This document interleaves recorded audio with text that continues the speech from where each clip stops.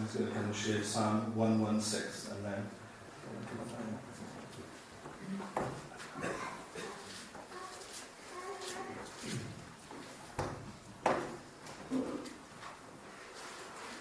Psalm 116. Let's say that again to make sure we get the right one.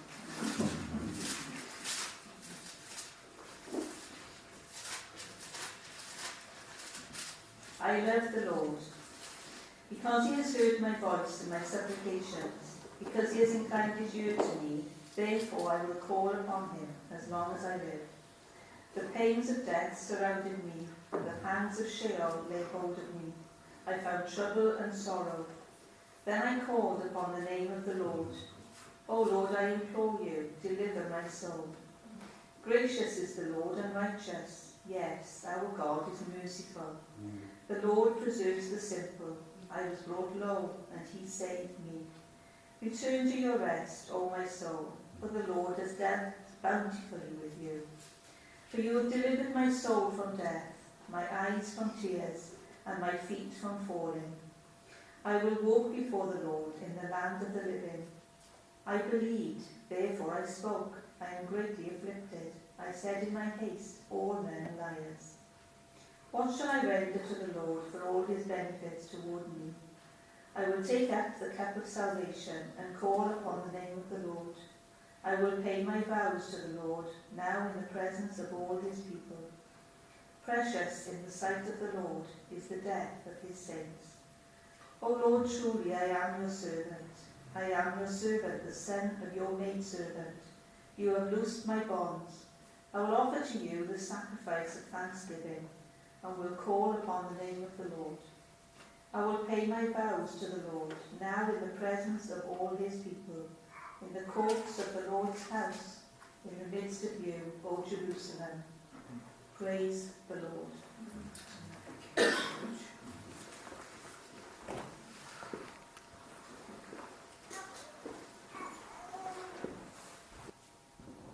This is a chorus that I think is lovely. The lady that sings it really beautifully. This is what she sings. This is my desire, to honour you. Lord, with all my heart, I worship you. All I have within me, I give you praise. All that I adore is in you. Lord, I give you my heart. I give you my soul. I live for you alone. Every breath I take, every moment I'm awake, Lord, have your way in me. You could stop it there if you wanted to. It's a sermon in itself. And over these last few weeks, we've been looking in the morning at the offerings. And the last 3 weeks, they've been what we call voluntary offerings. They're not done out of duty. There's nothing wrong with duty. When duty calls, there's nothing wrong with that at all. There will be times in your Christian life and Christian service where duty demands. You might not feel like it, but it's a blessed thing to fulfill duty sometimes. But it's not out of duty, these offerings. They're not out of obligation. They're not even offered because it's right to offer. It's not about that at all. These offerings that we've looked at over these last 3 weeks, the burnt offering, the meal offering, and the peace offering, are spontaneous responses to his love. Spontaneous responses with no strings attached, with no wish to carry favour with God, with no wish to, in some way, work around issues to get in and be with him. It's with no strings attached. They are voluntary offerings, and they're offerings that you have the privilege of giving. The first one is the burnt offering. And the burnt offering is about you. It demands that the best be given. If you're going to give, you give your best. Thankfully, there are grades of giving. And so you can give of oxen, you can give of sheep, you can give 2 turtle doves if you can't afford the 2 larger animals. But they have to be without blemish. Opportunity is there for each and every one of us to take part in it. And it's offered to God. The burnt offering is about what you are. The meal offering, that's the grain offering. It's the labour of your hands. And again, it's to be the best that's offered. We smiled last Sunday morning when I said, hands up those who used to like semolina. Well, semolina is the finest part of the wheat kernel. It's the finest part of the flour that is there. I used to like semolina with jam in it. Remember the school dinners and you mix it in and go pink? We've had fights over that in Edinburgh School. The highest position I ever got to in school, I don't know, was a table prefect. Never got any higher, that was my highest. The meal offering is not about what you are, but what you do. And you offer your best. The labour of your hands. And so what you are, what you do. And the peace offering is always with God. He's always looking to go in that little bit more. And it's a strange offering, the peace offering. It's one that we're not comfortable with in the West because it talks about all the fat around the major organs, the internal organs, to be laid on the altar for God. It talks about the 2 kidneys and the lobe of the liver. And they are the very inner person, the inner being. In an animal, those organs that are close to the heart. And so what God is looking for, he says, I want everything within you. Everything. Listen again to the chorus. This is my desire, to honour you. Lord, with all my heart, I worship you. All I have within me, I give you praise. All that I adore is in you. Lord, I give you my heart. I give you my soul. I live for you alone. Every breath I take, every moment I'm awake, Lord, have your way in me. I plan to do Isaiah 52 from the verse of proclaiming good news that publishes peace, that says to Zion, your God reigns. That's what I was going to preach on. But I felt so drawn to this in the morning meeting as I'm preaching, that it's a subject that I think unashamedly we can return back to. The chorus I read this morning, laying aside Isaiah 52 for tonight. The chorus I read this morning, all that I am, I lay before you. That's the burnt offering. There it is in a few words. All that I am, I lay before you. All I possess, Lord, I confess, is nothing without you. That's the meal offering. That's your possessions. Saviour and King, I now enthrone you. King of my life, I crown you now. Thine shall the glory be. Take my life, a living sacrifice to you. And so, in the reading, I changed from Isaiah 52 this morning, managed to speak to Gwyneth, managed to get a message to Neil by the end of the service. We'll change it to Psalm 116. It's a psalm that belongs to a group of psalms called the Hallel Psalms. They mainly call the Egypt Hallel. And because they're songs of deliverance that the children of Israel would sing at certain times of the year. At Passover, Psalm 113 through to 118, they would sing those psalms. And Psalm 116 would be one of those psalms. Quite interestingly, both Matthew in Matthew 26 and Mark in chapter 14 says, "And when they had sung a hymn, they went out to the Mount of Olives." Jesus sang this psalm before he went to Gethsemane. And so we see the relevance of it. But I've tried to point out that Jesus is the perfect burnt offering. The perfect, that brought such a sweet aroma to the nostrils of God. He's the perfect labor offering. He's the perfect peace offering. And here, as he enters into Gethsemane, he's just that transition from the upper room to Gethsemane. And before he leaves the room, he sings these psalms. And Psalm 116 would have been one of them. It would have been one of the last ones that he would have sung in that Passover meal that would have been celebrated. The fourth cup would have been taken, or the fifth cup, I can't quite remember which one it is. And these psalms would then have been sung. And this is what he would have opened with, in Hebrew, of course, with no Welsh accent. I love the Lord. That would have been his first words of this song. I love the Lord. The greatest of all commandments is this, that you should love the Lord your God with all your heart, with all your soul, with all your strength, with all your mind. You see, you're in. I love the Lord. Do you love him? Do you love him?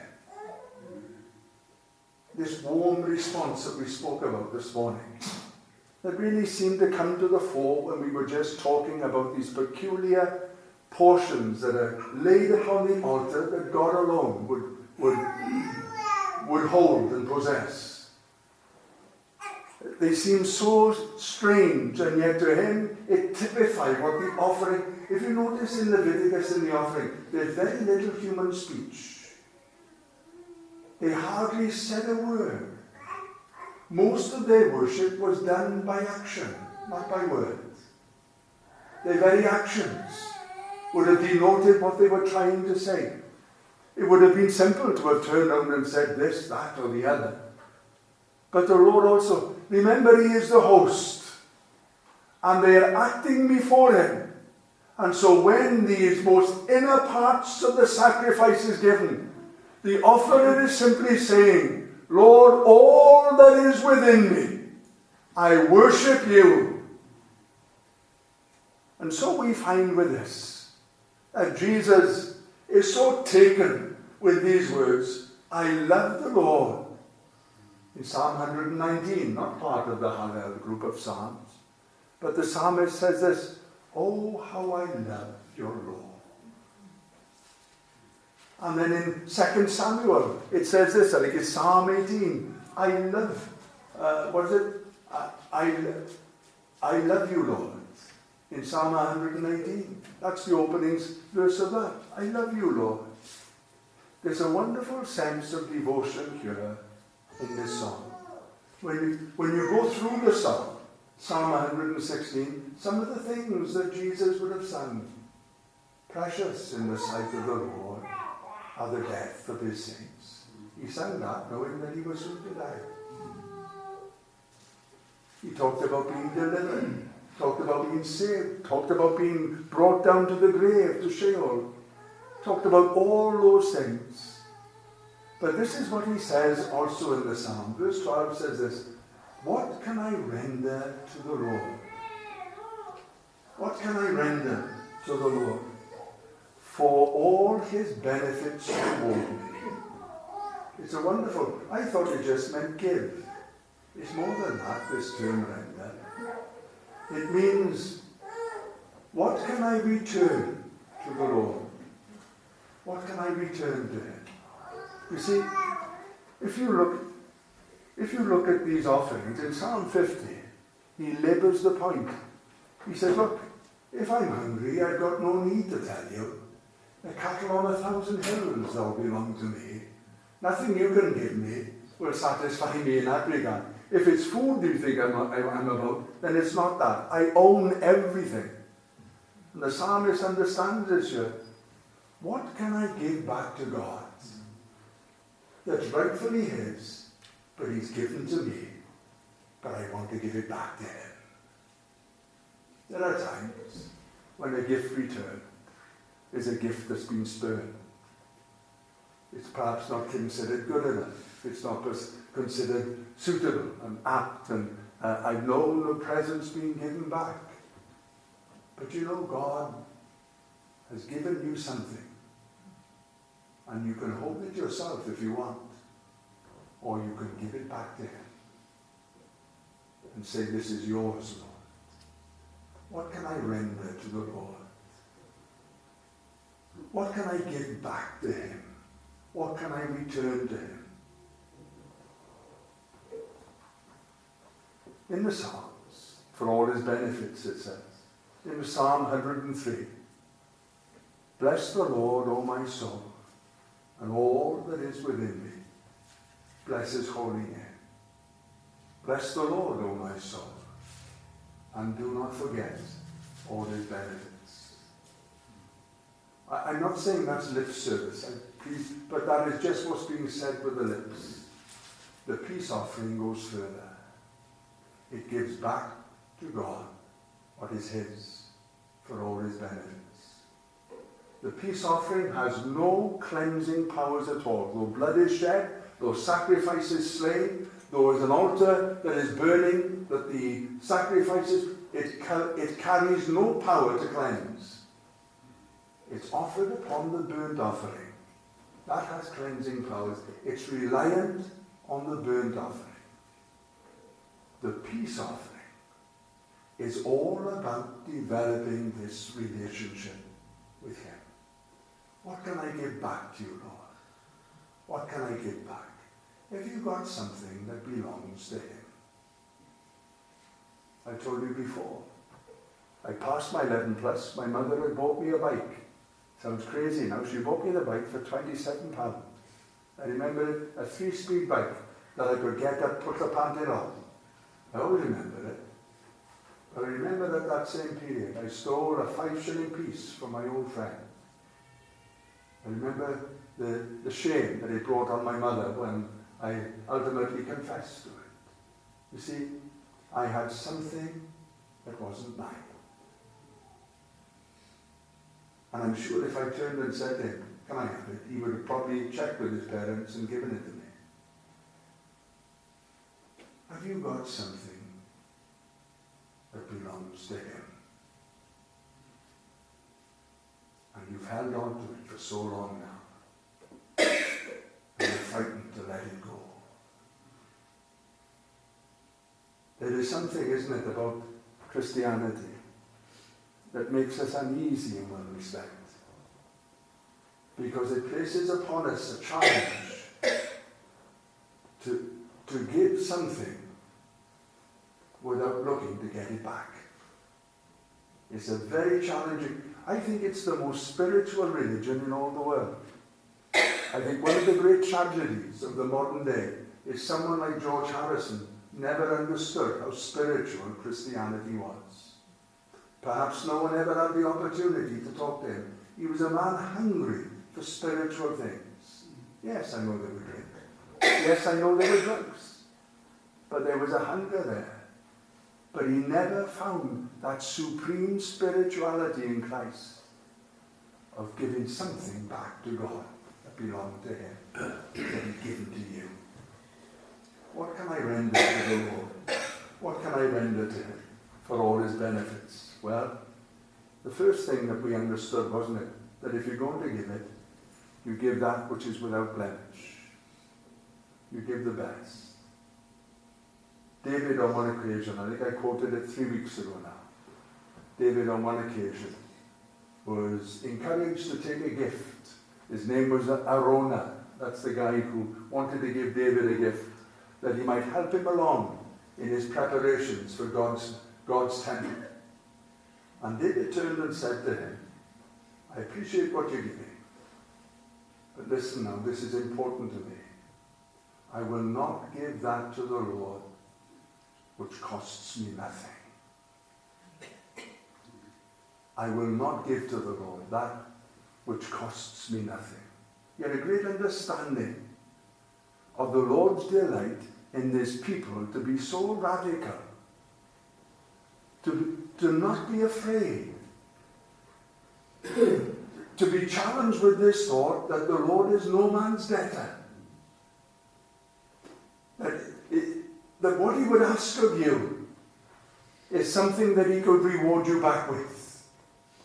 What can I give back to the Lord for all his benefits? Well, if you're going to give something, don't let it be something that costs you nothing. Because it'll do you no good. It'll do you no good at all. And so we have this wonderful offering. We read in Samuel again of David, those three men. I've often hoped that Joab's brother is one of them. I've forgotten his, I always forget his name, Abishai. It's the three men. They just hear this. That's all they hear. David speaking out loud. And he says, oh, that I might drink of the waters of Bethlehem. That's all he said. These three men broke through the Philistine stronghold, dipped the bucket down in the well at Bethlehem and brought it back to David. And they presented it there to him. He didn't even know that they'd gone. And they presented it there to him. And I've often wondered what they looked at because of what he did next. Because as he looked at them, knowing full well the sacrifice that they had given, he took the bucket from them and didn't do that with it. Didn't splash it on his face. He found a rock and poured it out on the rock. This is not water. This is the blood of men that sacrificed their lives for me. You see, when we give something to God, he delights in the fact that it costs us something, because it reveals the esteem that we hold him in. Do you love him? Do you want to give something back to him that rightfully belongs to him, but he's given it to you on loan? You can give it back if you want, or you can hold it in your pocket and keep it there.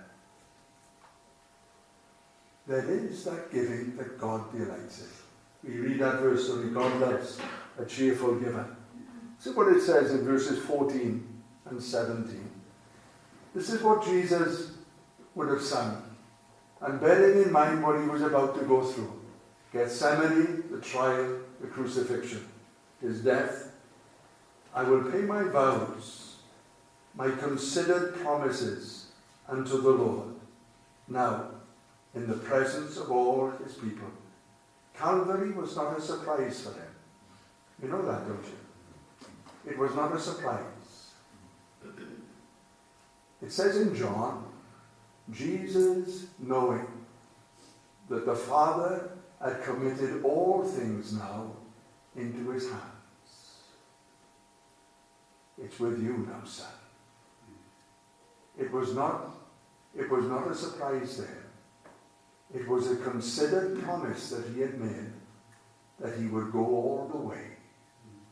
I will pay my vows, my considered promises unto the Lord now, in the presence of all his people. Verse 17 says this, I will offer to you the sacrifice of thanksgiving, the sacrifice of confession, the sacrifice of singing. That's what all those little phrases that come into being with this word thanksgiving, all based around, again, the peace offering. That as Jesus sang this song, he was knowing full well what was ahead of him, was giving thanks for it. Have we made our considered promises to him? Our vows, not rash ones. We're not looking for rash ones. We're not looking for show, but considered promises. Do we have that desire to give thanks to him for all that he is, that living, loving response that we can have as a Christian? to follow in the footsteps of the Master. Do you love him? Are you following him?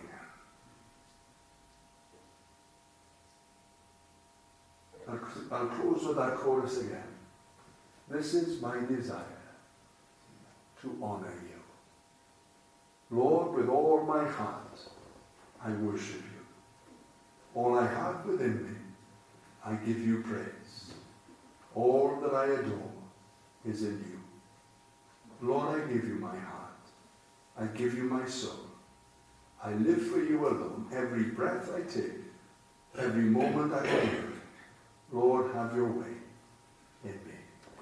May God grant it to us, that he has his way in us.